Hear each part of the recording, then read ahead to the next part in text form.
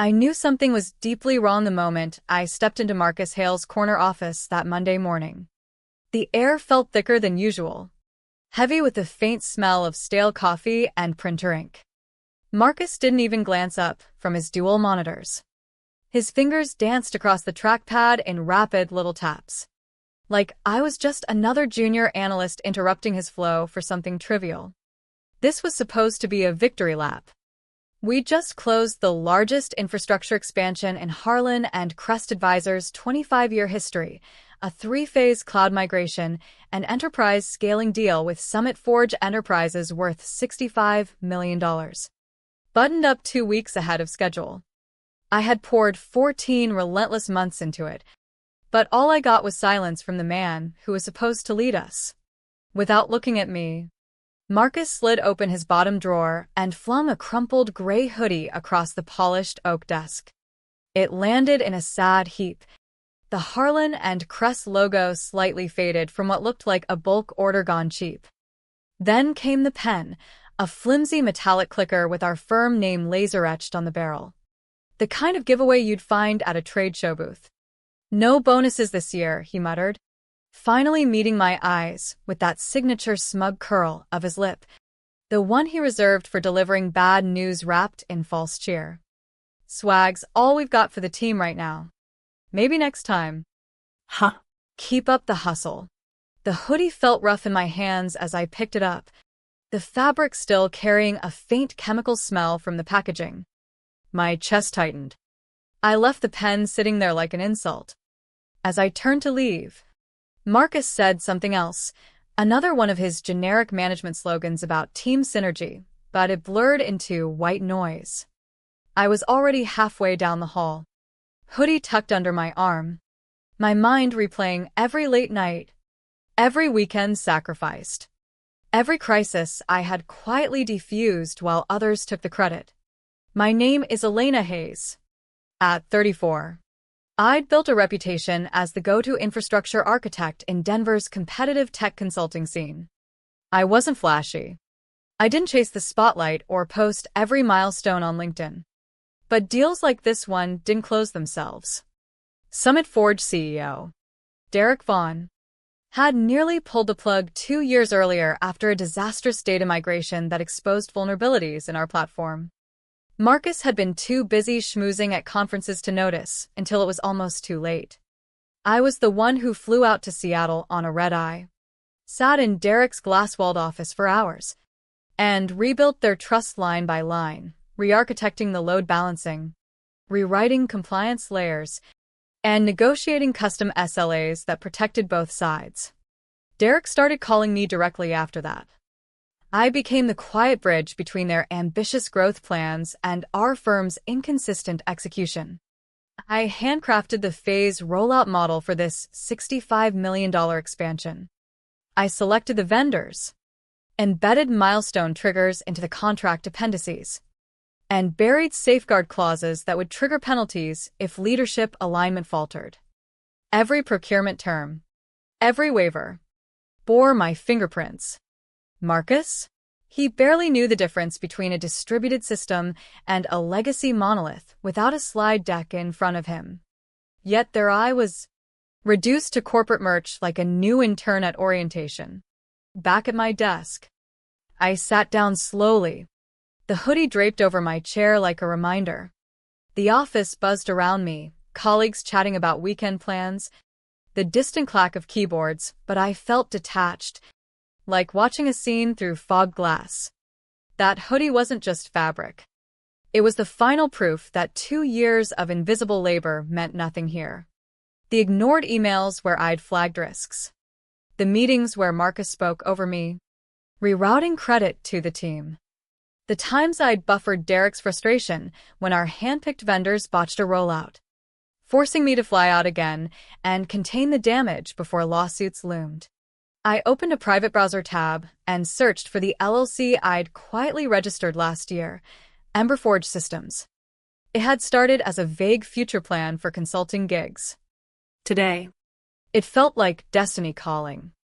The roots were already there, waiting. I took a slow breath, feeling the shift inside me, Not explosive anger, but a cold, precise clarity. Power didn't need to scream. Sometimes it just walked away and built something better. The rest of the day passed in a haze of forced normalcy. I answered routine emails, attended a status meeting where Marcus paraded the deal as his vision, and nodded along like nothing had changed. But everything had.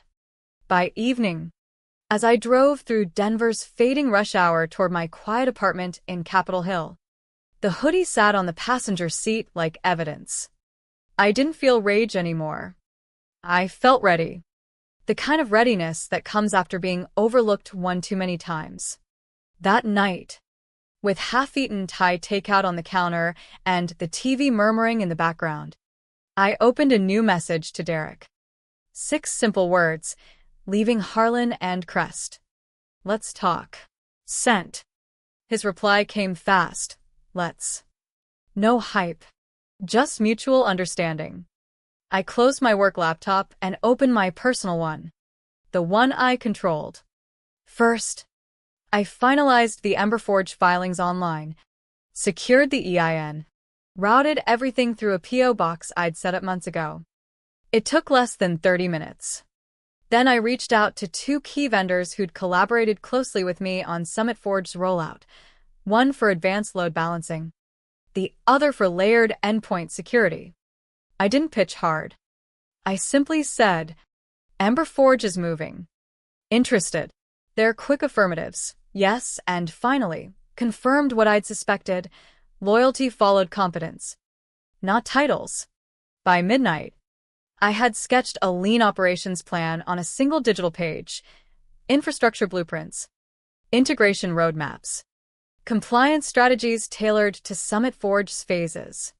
I pulled drafts and templates from my personal drive and uploaded them securely to Emberforge's private cloud. No drama. No frantic packing of boxes. Just quiet momentum building in the dark. I shut the laptop feeling aligned, not vengeful. The hoodie had been the funeral for my old life. Now it was time to rise from it. The decision crystallized over the next few days. But the foundation had been laid long before that hoodie landed on my desk. 2 years earlier, Summit Forge had been on the brink. A botched migration under Marcus's chosen vendor team caused cascading outages, data inconsistencies, and Derek Vaughn threatening to terminate everything. Marcus updated slides and moved on. I booked the flight myself, arrived in Seattle with a carry-on and resolve, and spent 3 grueling days in their server rooms and conference spaces. We rebuilt containment strategies, patched logs, verified integrity, and brought them back online under budget. Derek didn't see me as a vendor rep anymore. We spoke like partners planning a city. From there, I became the invisible architect. Every custom SLA, every vendor tie-in, every granular procurement clause funneled through me. When expansion talks ignited, Derek came to me directly. We want to scale clean, not flashy. Build it right. I worked nights and weekends crafting the phase model, embedding protections in the appendices that would later prove crucial, milestone gates, leadership alignment reviews, penalty triggers for misalignment. Those clauses were my quiet insurance. Marcus strutted into the announcement meeting like he'd conjured the deal from thin air. He quoted press lines about team commitment to next-gen transformation. He had no clue Derek had already flagged phase 2 contingent on strategic partner alignment. I was that architect. The deal carried my name in invisible ink. The hoodie moment forced the pivot. I wasn't chasing revenge. I was reclaiming what I'd built. Over the following week, I moved deliberately. I met one vendor contact over coffee in Lodo, explaining Emberforge's vision without bitterness. She leaned in, eyes lighting up at the chance to work directly with the person who'd steered Summit Forge through chaos. The other vendor called me that evening, excited about bypassing corporate bureaucracy. Meanwhile, the firm released their glowing press announcement, Marcus and the sales VP front and center. Champagne flutes raised, crediting collaborative excellence. I nearly laughed reading it in my co-working space 2 cities away. A converted print shop in Boulder with exposed brick and strong Wi-Fi. Derek had already paused Phase 2 onboarding. His forwarded note was clinical. Reassessment due to leadership transitions. Phase 2 delayed. No drama. Just precision that sliced deep. Marcus's panic rippled quietly at first. Internal calls stacked up. I heard through back channels, Brandon from sales texting me a screenshot with a question mark. I didn't reply.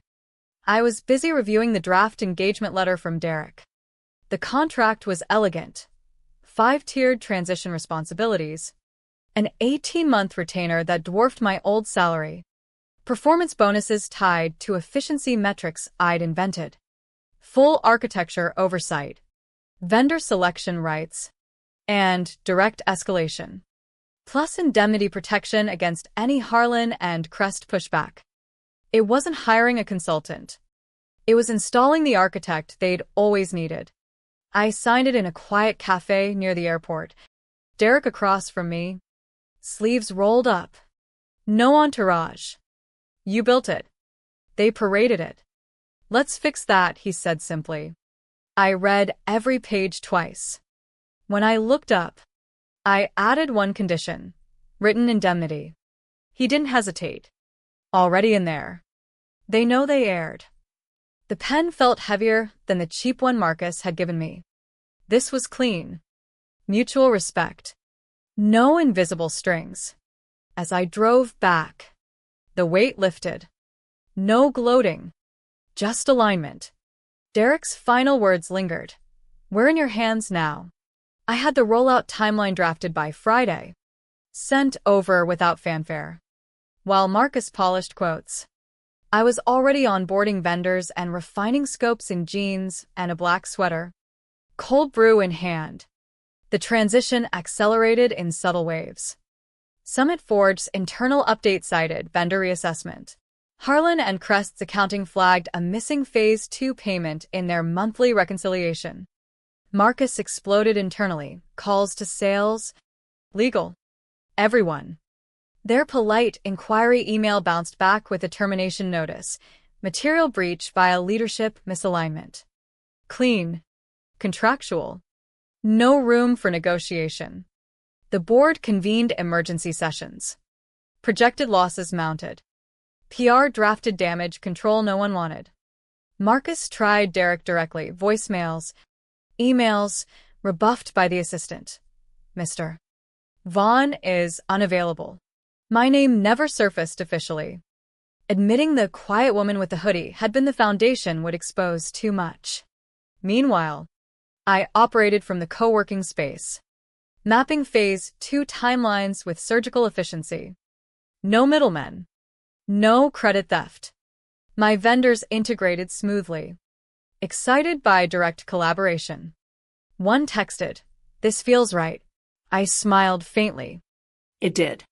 The LinkedIn post went live on a quiet morning, excited to begin work with Summit Forge Enterprises as their external infrastructure partner. Phase 2 begins. No emojis. No hashtags. Facts. Notifications exploded within the hour, former contacts reaching out, curious and admiring. Does this mean you're independent now? Reevaluating vendors. Got time to chat? An internal thread from a vendor friend forwarded to me captured the shift. Any contracts tied directly to her? Reply. All of them. Raw acknowledgement. Marcus messaged me twice. Call me. We need to talk. I left them unread. They'd had their chance when I was in the room. The Regional Tech Summit in Chicago became the unintended stage. Summit Forge had the prime booth, glowing signage. Live demos drawing crowds. I attended as their strategic partner, listed quietly in the program. Derek waved me over mid-afternoon to meet Marjorie Elgin, a composed investor whose presence commanded attention. As we spoke, Marcus approached with his entourage, sweat visible, hoping proximity might salvage something. Marjorie recognized me from my name badge. She paused, eyes shifting to Marcus. So, you're the one they gave a sweatshirt instead of a bonus, she said coolly. The air thickened. Marcus froze. Marjorie smiled icily. Congratulations, Marcus. You just lost your company. It wasn't a threat, a verdict. Marcus stammered and retreated, knocking a display monitor that flickered to black. Marjorie nodded to me, looking forward to what you build next. The moment stretched in earned silence. Every overlooked contribution, every hijacked credit, found its reply public, precise, unforgettable. Weeks later, a forwarded LinkedIn link arrived on a lazy Sunday. Marcus's profile scrubbed clean, independent strategic advisor seeking growth projects. Vague fluff. No mention of Harlan and Crest or Summit Forge. I forwarded it to Derek with one line. Bet he's still handing out sweatshirts. His reply, a photo of the exact hoodie, folded neatly on his office chair. Caption, the most expensive piece of swag I've ever seen. I didn't celebrate loudly. I onboard new clients, drafted integrations, built what couldn't be taken. Thomas Marcus rebranded himself. I reclaimed my work. He gave swag. I gave him a legacy he couldn't keep. In corporate America, where recognition often lags behind effort, the real question lingers: how many foundations crumble when the people who laid them quietly walk away? Some partnerships you build. Others, you finally reclaim.